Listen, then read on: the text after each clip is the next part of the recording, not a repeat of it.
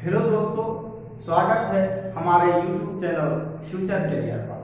दोस्तों, मैं हूं योगी सर। जैसा कि हमने पिछले वाले वीडियो में आप लोगों को जानकारी दे दी थी कि मैं जल्द 10 क्लास के केमिस्ट्री को लेकर उपस्थित हो जाऊंगा, तो मैं आशा ही नहीं पूर्णतः विश्वास दिलाता हूं कि मैं जल्द ही 11th और 12th के केमिस्ट्री लेकर आऊँगा।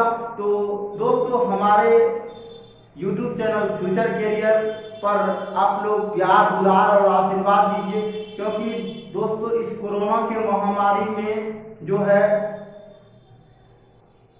यही तरीका है आपका और मेरा जो है संबंध बनाने का।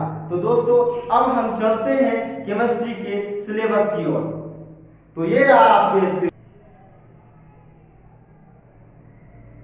दोस्तों, अब हम बात करेंगे 10th क्लास टॉपिक या सिलेबस के बारे में। तो सबसे पहली बात है कि पहला चैप्टर है जिसका नाम है रासायनिक अभिक्रिया तथा उनके समीकरण, जिसको इंग्लिश में हम कह सकते हैं chemical reaction and their equations. क्या कहेंगे? Chemical reaction and their equations. सबसे पहले हम ये जानेंगे कि किस प्रकार से रासायनिक अभिक्रिया होता है, उस रासायनिक अभिक्रिया से किस प्रकार समीकरण का निर्माण होता है। ये दोस्तों हम पहला चैप्टर में पढ़ेंगे। किसमें पढ़ेंगे? पहले चैप्टर में पढ़ेंगे। तो अब हम बात करते हैं दूसरे चैप्टर की, जिसका नाम है अम्ल क्षारक और लवण। क्या है? अम्ल क्षारक और लवण। तो जिसको हम कह सकते हैं एसिड बेस एंड सॉल्ट। क्या कहेंगे? Acid base and salt. हम ये जानेंगे आखिर अम्ल होता क्या है, क्षारक होता क्या है, लवण होता क्या है। दोस्तों, बारी बारी से हम जानकारी प्राप्त करेंगे। जैसा कि हम को पता होगा कि अम्ल स्वाद में खट्टा होता है, यह जल में घुलकर H+ आयन प्रदान करता है। तो ये सब जानकारी हम दोस्तों दूसरे चैप्टर में पढ़ेंगे। तो अब हम बात करते हैं चैप्टर 3, जिसका नाम है धातु और अधातु। क्या है? धातु और अधातु, जिसको हम कह सकते हैं मेटल एंड नॉन मेटल। क्या कहेंगे? Metal and non metal. तो दोस्तों, आपको पता होगा कि धातु जो होता है वो क्या होता है? धातु में विशेष प्रकार की चमक होती है। तो ये तो छोटी छोटी बात है मित्रों, हम इससे भी जबरदस्त बात पढ़ेंगे इस धातु और अधातु में। और दोस्तों, आपको पता है कि आपका भाई राव जी स्टाइल में पढ़ने वाला है, और राव जी स्टाइल कहे तो किसी भी प्रकार का कोई प्रॉब्लम नहीं होगा मित्रों। अब हम बात करते हैं चौथे चैप्टर, जिसका नाम है कार्बन तथा उसके यौगिक। क्या है? कार्बन तथा उसके यौगिक। तो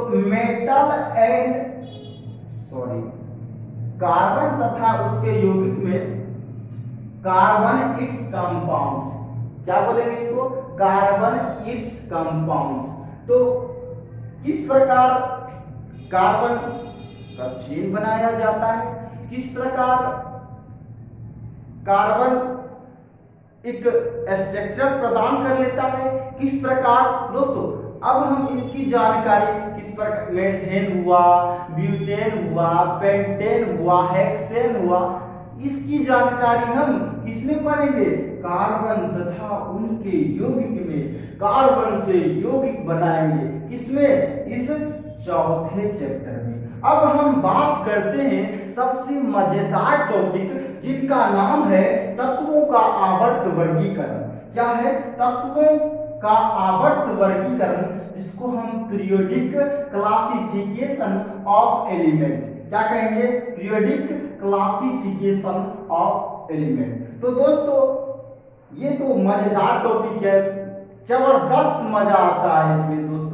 और तत्व का आवर्त वर्गीकरण इस तरह एलिमेंट वर्गीकरण करता है, क्लासिफिकेशन करता है, वो हम 5वें चैप्टर में पढ़ेंगे। तो दोस्तों हमने आपको सिलेबस की जानकारी दे दी है। अब हम बात करते हैं इस दूसरे चैप्टर जिसका नाम है अम्ल, क्षारक और लवण। तो स्टार्ट करेंगे दोस्तों अम्ल, क्षारक और लवण से। तो ये रहा आपके स्क्रीन पर।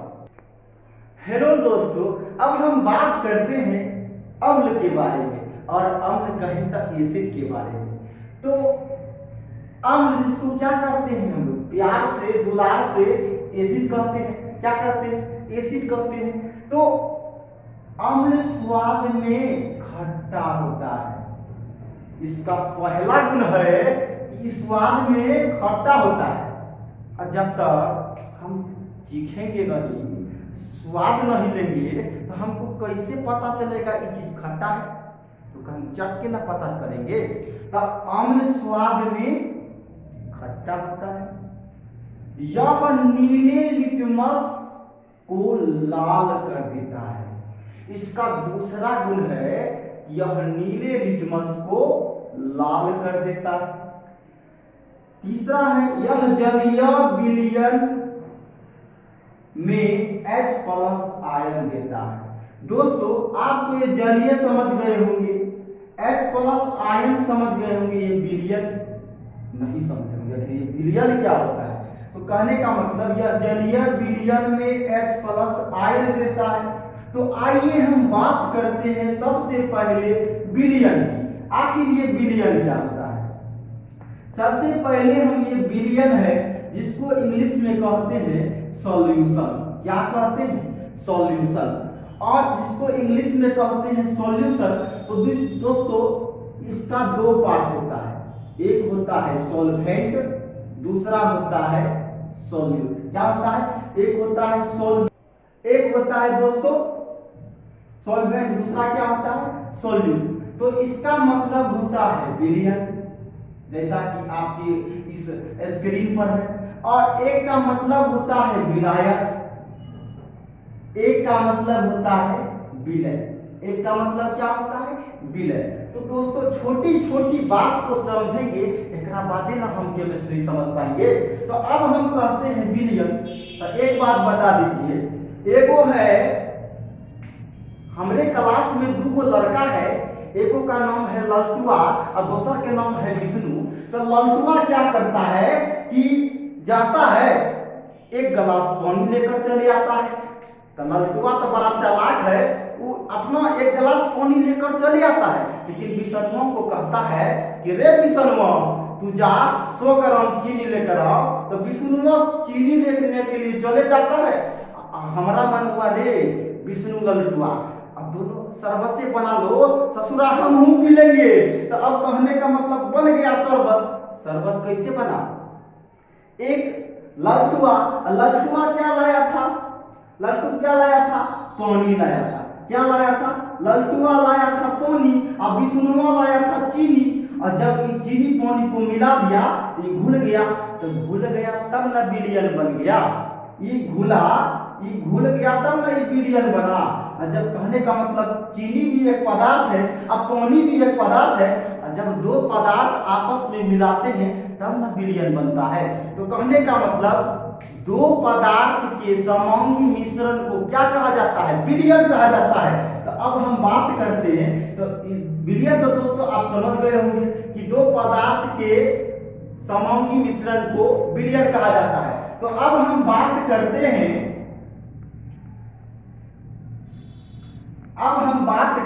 ये क्या है? ये तो दोस्तों आपने विलयन समझ गया होगा कि ये विलयन क्या होता है। तो अब हम बात करते हैं उसके एग्जाम्पल उसका क्या होता है। जैसे HCl हाइड्रोक्लोरिक एसिड। दोस्तों खाना पचाने में कौन सा एसिड यूज होता है? हाइड्रोक्लोरिक ना होता है। बोलिए, हाइड्रोक्लोरिक ना होता है। तो ये खाना पचाने में हाइड्रोक्लोरिक एसिड का यूज होता है H2SO4, जिसको H2SO4। तो H2SO4 को क्या कहते हैं? Sulphuric acid. क्या कहते हैं? Sulphuric acid. तो ये हमेशा दोस्तों बैटरी तो आप लोग देखे होंगे, तो ये एसिड जो है बैटरी में होता है। तो अब हम बात करते हैं CH3OH। COOH को क्या कहते हैं? Carboxylic acid. क्या कहते हैं? Carboxylic acid. अब CH लगा हुआ है तो उसको क्या कहेंगे? मैथोनोइक एसिड। तो अब कहेगा चींटी जब डंक मारती है ओकरा में कौन सा एसिड होता है?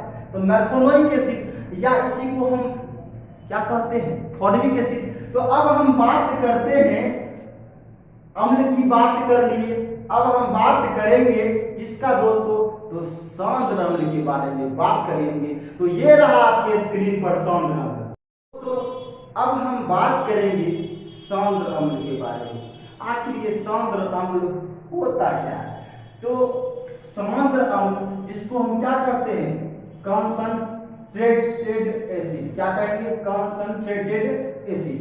तो जिसमें अम्ल बहुत मात्रा में और जल निम्न मात्रा में निकलता है उसे सौंद्र अम्ल कहते हैं। उसे क्या कहते हैं? सौंद्र अम्ल कहते हैं। कहने का मतलब अम्ल निकलेगा बहुत मात्रा में, बहुत कहे तो अधिक मात्रा में, और जल निकलेगा निम्न मात्रा में, और निम्न कहे तो कम मात्रा में निकलता है, उसे क्या कहते हैं? सौंद्र अम्ल कहते हैं। तो दोस्तों हमने सौंद्र अम्ल की जानकारी दे दी है। अब हम बात करते हैं तनु अम्ल के बारे में। अगर हम सौंद्र पढ़े हैं तो तनु अम्ल के बारे में जानेंगे ना? बोलिए, जानेंगे ना? तो अब हम बात करेंगे तनु अम्ल के बारे में। तो ये रहा आपके स्क्रीन पर दोस्तों। अब हम बात करते हैं तनु अम्ल के बारे में। दोस्तों इससे पहले मैं आप लोगों को बता दूं, दोस्तों हमारे चैनल का नाम फ्यूचर करियर चैनल है। दोस्तों हमारे चैनल पर प्यार, आशीर्वाद और दुलार दीजिए दोस्तों।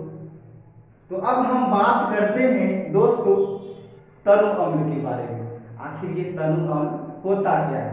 तो सबसे पहली बात है जिसमें अम्ल निम्न मात्रा में, और निम्न कहे तो कम मात्रा में, और जल बहुत अधिक मात्रा में निकलता है उसे तनु अम्ल या डाइल्यूट एसिड कहते हैं। तो तनु अम्ल को क्या कहते हैं? Dilute acid. तो अब हम बात कर लिए अम्ल के बारे में। अब हम बात कर लिए सौंद्र अम्ल के बारे में। अब हम बात कर लिए तनु अम्ल के बारे में। तो अब हम बात करेंगे मित्रों किसके बारे में? जब पढ़े हैं वहां पर अम्ल तो क्षारक जानना जरूरी है ना? बोलिए, जरूरी है ना? तो अब हम जानेंगे क्षारक क्या होता है। दोस्तों अब हम जानते हैं क्षारक क्या होता है। तो ये रहा आपके स्क्रीन पर क्षारक। कहते अच्छा गावताटे योगी तो गीत हो, एकरा पे मोहित भइले अभिषेक सुजीत हो, एकरा पे मोहित भइले अभिषेक सुजीत हो। हेलो दोस्तों, प्यार रहा है हमारे दोस्तों के साथ, दुलार रहा है हमारे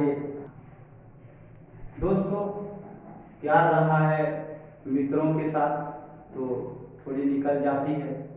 तो अच्छे मित्र हैं, थोड़ा दिल से निकल जाता है। तो आइए हम चलते हैं सिलेबस की ओर। तो अब हम जानेंगे क्षारक क्या होता है।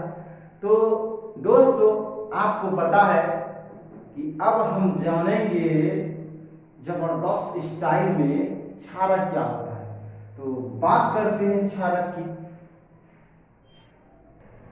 दोस्तों अब हम बात करेंगे क्षारक के बारे में। आखिर क्षारक क्या होता है? तो सबसे पहली बात, इसका पहला गुण है क्षारक स्वाद में कड़वा होता है। क्या होता है? कड़वा होता है।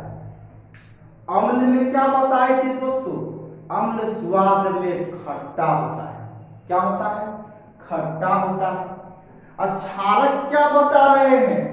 क्षारक स्वाद में कड़वा होता है। क्या होता है? कड़वा होता है। इसका क्षारक का दूसरा गुण है, यह लाल लिटमस को नीला कर देता है। अम्ल में क्या बताए थे? यह नीले लिटमस को लाल कर देता है। और क्षारक में क्या बता रहे हैं? यह लाल लिटमस को, सॉरी दोस्तों, अम्ल में हम बताए थे कि यह नीले लिटमस को लाल करता है। और क्षारक में क्या बताए हैं? यह लाल लिटमस को नीला कर देता है। दोस्तों, अम्ल में हमने आपको जानकारी दी थी कि यह जलीय विलयन में H+ आयन देता है।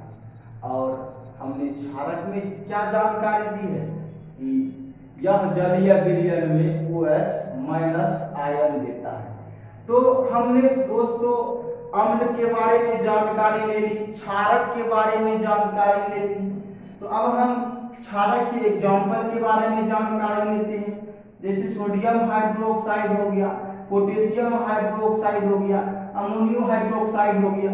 ये सब किसके अंतर्गत आते हैं?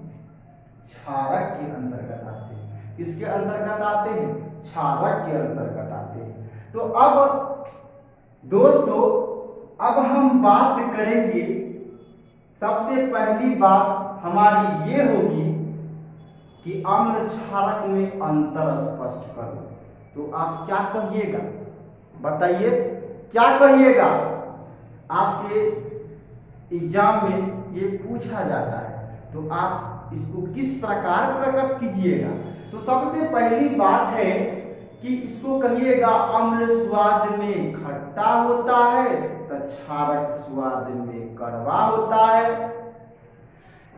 अम्ल में बताइएगा यह नीले लिटमस को लाल कर देता है। क्षारक में बताइएगा यह लाल लिटमस को नीला कर देता है। अम्ल में कहिएगा यह जलीय विलयन में H+ आयन देता है। और क्षारक में कहिएगा यह जलीय विलयन में OH- आयन देता है। तो दोस्तों, हम आशा करते हैं कि आपको अम्ल और क्षारक में अंतर स्पष्ट आपका क्लियर हो जाएगा। तो दोस्तों, अब हम बात करते हैं किसके बारे में?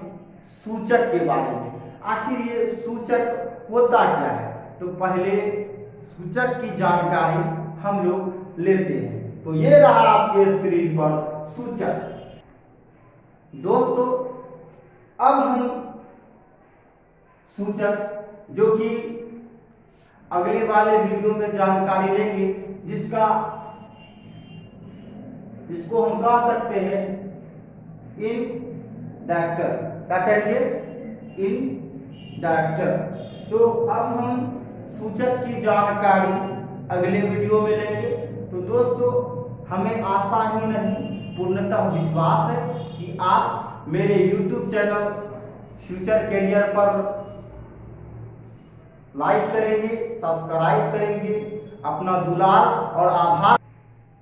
दोस्तों, आप लोगों के जो मित्र होंगे, हमें आशा ही नहीं पूर्णतः विश्वास है कि आप इनको जो है अपने मित्रों के साथ शेयर करेंगे, ताकि उनको भी समझने का मौका मिले और हमारे YouTube चैनल फ्यूचर कैरियर में उनको आने की